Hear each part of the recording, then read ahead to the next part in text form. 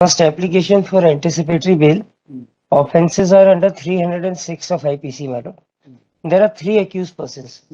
मतलब the deceased is आर्य प्रताप सिंह. इनकी जो accused है, इनकी wife है डॉक्टर सुमन, इनकी mother in law है doctor Mrs Kamlesh, and the present applicant ये है brother in law साड़ू भाई. He lives in Sikar, Rajasthan. This incident has happened at Bhopal. ये भोपाल के रहने वाले हैं. Now, as per the allegation, my lord, ये 19th of October को इन्होंने suicide किया by way of hanging. After 2 months, there is no suicide note in this case, my lord. Now, after 2 months, on 28th of December, my lord, this offence of 306 has been registered on the basis of statement of mother of the deceased and few family members. उन्होंने ये अनर्गल आरोप ये लगा दिए कि ये इनको मानसिक रूप से प्रताड़ित करते थे. So far as position of other accused persons are concerned, my lord, one co-accused person, Mrs. Kamlesh, वो mother-in-law थी, distant related थी, जो उनकी 439 एप्लीकेशन अलाउ हुई है. वाइफ की एप्लीकेशन अभी डिसमिस हुई है एज विड्रॉन.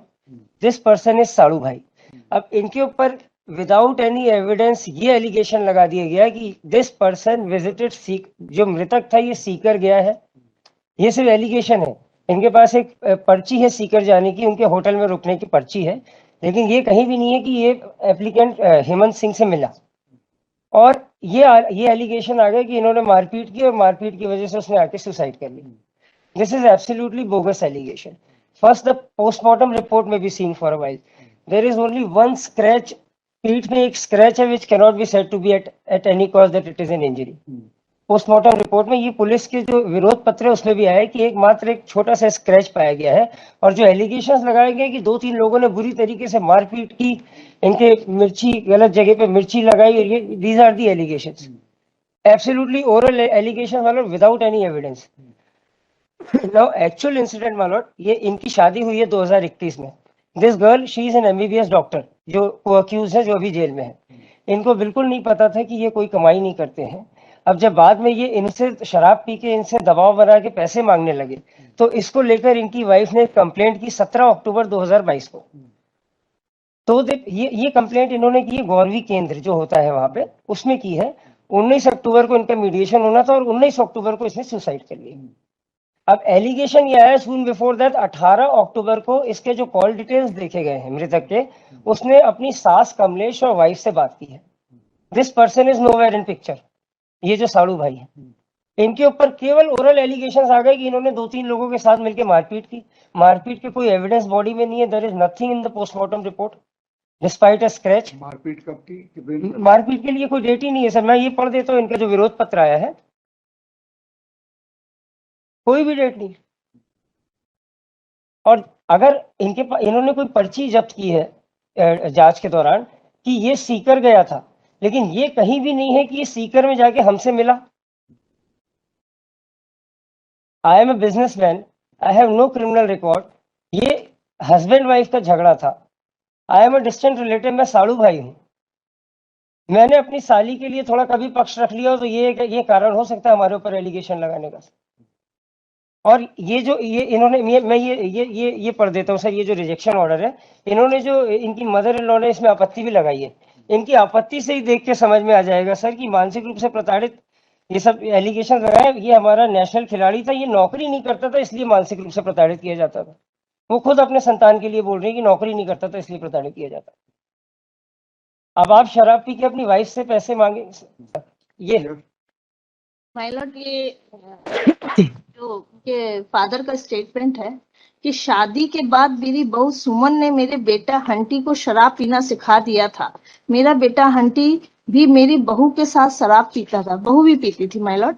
मेरी बहू और बेटा गोवा घूमने गए थे. मेरी बहू ने शराब पिलाना मेरे बेटे को सिखाया था.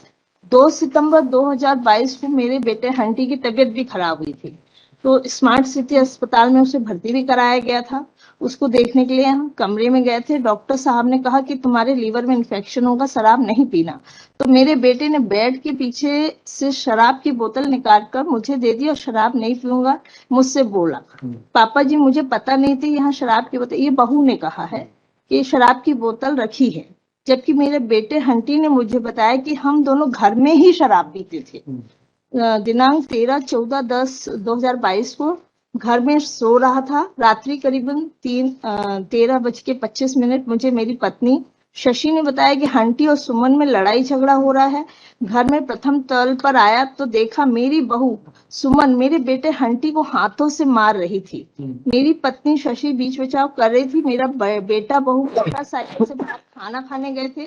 लौटते समय मोटरसाइकिल का पेट्रोल खत्म हो गया था। इस कारण मेरी बहू ने मेरे बेटे के साथ मारपीट की। 14/10/2022 को सुबह 12 बजे करीब मेरा बेटा मुझसे मिलने के लिए नीचे आया और खाना खाकर गया। पत्नी व बेटी के साथ मेरे दूसरे घर में रहने के लिए मैं चला गया। 15/10/22 के 10:19 बजे हंटी ने मेरी पत्नी शशि को फोन लगाया और बोला, सुमन माँ घर आ गई है, आप घर पर आ जाओ। तो मेरी पत्नी ने, मतलब पहले इन्होंने फोन पे ही बात किया है, कहा कि सुमन की माँ को वहीं पर रहने दो, तुम मुझसे मिलने मेरे लिए आ जाओ। किंतु हंटी मुझसे व मेरी पत्नी से मिलने नहीं आए, फादर ने कहा। फिर 16/10/22 को रात्रि हंटी के साड़ू हेमंत, शेखावत और हेमू सीकर राजस्थान का मेरे पास फोन आया। मैं मोबाइल नंबर दिया गया है। मेरे मोबाइल नंबर पर 2 मिस कॉल थे। मेरे द्वारा रात्रि 9:19 बजे मेरे फोन लगाया तो हंटी का ने मुझसे बात करी और बोल रहा था कि हंटी के साड़ू ने मुझसे बात कर ली और बोल रहा था कि मैंने तो कन्यादान किया है। फिर हंटी से मेरी बात कराई तो हंटी ने मुझसे बोला कि पापा मैं सुबह बात करूंगी। 17/10 को मेरी पत्नी शशि के मोबाइल पर मेरे बेटे का फोन शाम 6:16 पर आया, जिसमें मेरे बेटे हंटी ने मेरी पत्नी से बात कराया। मेरे साथ हेमंत, शेखावत, हेमू निवासी सीकर राजस्थान और अन्य तीनों लोगों ने यही बताया कि मुझे मारा। सुमन ने मुझे कसम देकर सीकर भेजा। मैंने साड़ू को मेरी एक चैन व एक कंगन सोने का बेचकर 90,000 रुपए उधार दिए थे। साड़ू ने लिया था, जो हेमंत ने। तो उसी को लेने के लिए मेरी पत्नी और सास ने मुझ पर दबाव बनाया और तब मैं सीकर गया उनसे पैसे वापस ले। तो उन्होंने मिलके मुझे मारा, सो एंड सो पार्ट पर मिर्ची का कर दिया। भोपाल जाओ, फिर मैंने कहा कि तुम तुरंत भोपाल आ जाओ। फिर दिनांक 18/10/22 को हंटी भोपाल आ गया। भोपाल आकर हंटी पत्नी सुमन व सास कमलेश के पास MP नगर भोपाल गया। 18/10/22 के शाम 6:30 बजे के करीब हंटी भदभदा पुल के पास डी के साड़ू व अन्य 3 व्यक्तियों ने उसे पे बहुत मारा। फिर पत्नी तथा दिनेश श्रीवास्तव, फिर उसे वहां से मिस्टर श्रीवास्तव हैं, दिनेश श्रीवास्तव और बिहारी शुक्ला, हंटी ने उन तीनों लोगों के सामने शरीर की चोटें बताई। हंटी की पीठ पर चोट के निशान थे। हम लोगों को बताया साड़ू, हेमू व अन्य तीनों व्यक्तियों ने मुझे शराब पिलाकर कमरे में बंद करके बहुत मारा है और मुझे जान से मारना चाहते थे। सुमन की मां कमलेश और सुमन के द्वारा योजना बनाकर मुझे वहां रुपए लेने के लिए भिजवाया और मेरी पिटाई की गई। हंटी ने सुमन को फोन लगाया और स्पीकर खुला करके बात करी कि तुम घर आने को बोल रही थी लेकिन तुम नहीं आई। तो सुमन ने बोला कि मैं तुम्हारे घर नहीं आऊंगी। फिर हंटी ने मिलने को बोला तो सुमन ने हंटी को MP नगर बुलाया। हंटी सुमन से मिलने घर MP नगर गया। रात्रि में हंटी कब घर आया ये मुझे मालूम नहीं है। 19/10/22 को मेरी पत्नी ने बताया कि हंटी का दरवाजा खटखटाया तो हंटी ने दरवाजा नहीं खोला। फिर खिड़की से झांका तो फांसी का फंदा दुपट्टे का बनाकर पंखे से झूल रहा। तो कॉल किया गया है, कॉल पे बात किया गया, फोन पे, मोबाइल नंबर पे। सर अब इसमें एलिगेशन 16 तारीख के ये लगा रहे हैं कि फोन पे बात होती है और 18 को वो भोपाल में आने का बोल रहे हैं, जबकि पुलिस का केस ये है कि पर्ची हमको मिली है, ये सीकर गया है मृतक। फर्स्ट ऑफ ऑल ये नेम्ड FIR है, ये इनके साड़ू भाई हैं डिसीज्ड के। यदि अपने उधार के दिए हुए पैसे वापस लेने सीकर जाता है तो उसके साथ ये 3 अन्य व्यक्तियों का नाम भी है FIR में है कि हेमू शेखावत और 3 अन्य व्यक्तियों का भी नाम है। उनके साथ मिलकर के साथ दुर्व्यवहार किए, प्रताड़ना किए, इसकी मेंटली टॉर्चर की, उसके बाद आके वो सुसाइड करता था। अभी इसमें इन्वेस्टिगेशन है matter case lordship. Custodial interrogation से ये पता चल सकेगा कि 3 अन्य लोग कौन थे जो कि इसके साथ शामिल थे हेमू के साथ।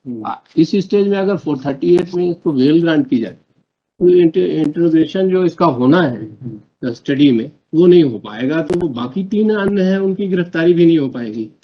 तो अभी चार्जशीट फाइल हुई नहीं, लॉर्डशिप इन्वेस्टिगेशन इनकम्प्लीट है इसका। दूसरी बात लॉर्डशिप, इसमें सून बिफोर जो है इनका जो एक्ट है, ये कंस्पिरेसी के साथ वहां बुलाते हैं और उसको अरेस्ट करते हैं, उसको एविट करते हैं इस चीज के लिए कि वो सुसाइड करे लॉर्डशिप। तो ये कंस्पिरेसी में शामिल है और 3 अन्य लोग भी शामिल हैं, उनका भी आइडेंटिफिकेशन हुआ नहीं है। इनके कस्टडी में आने के बाद ही वो आइडेंटिफाई हो पाएंगे कौन व्यक्ति से। तो इसी स्टेज में लॉर्डशिप 438 का बेनिफिट नहीं करेंगे। Sir first of all sir, पहला इसमें कोई भी सुसाइड नोट नहीं है। और 2 महीने के पश्चात ये सब एलिगेशन आते हैं, जो फादर के स्टेटमेंट्स अभी मैडम ने पढ़े हैं उसी से क्लियर होता है कि this person was alcoholic. First of all 16 तारीख को जब ये बात कर रहा है इनसे सीकर से फोन आ रहा है, 17 को ये कैसे भोपाल पहुंच रहा है, वहां पे मारपीट हो रही है। आप कोई भी एलिगेशन लगा लो, 3 आदमी नहीं 30 आदमी थे, अगर मारपीट की है तो उन एलिगेशंस के लिए कुछ सपोर्ट में पोस्टमार्टम रिपोर्ट देख ले sir, everything would be clear. एक स्क्रैच 3 आदमी 4 आदमी मिलके इतना सब टॉर्चर अगर किसी व्यक्ति को कर रहे हैं तो एक स्क्रैच से काम बन सकता है। दैट पर्सन वाज अल्कोहलिक, शराब पी के उसने सुसाइड किया है क्योंकि उनका और उनकी वाइफ के बीच में झगड़ा चल रहा था। Everything is clear in the FIR itself man. सिर्फ अबेटमेंट के लिए पोस्टमार्टम रिपोर्ट की जरूरत नहीं है देखने के लिए, उसमें तो इन्वेस्टिगेशन और कंस्पिरेसी काफी है।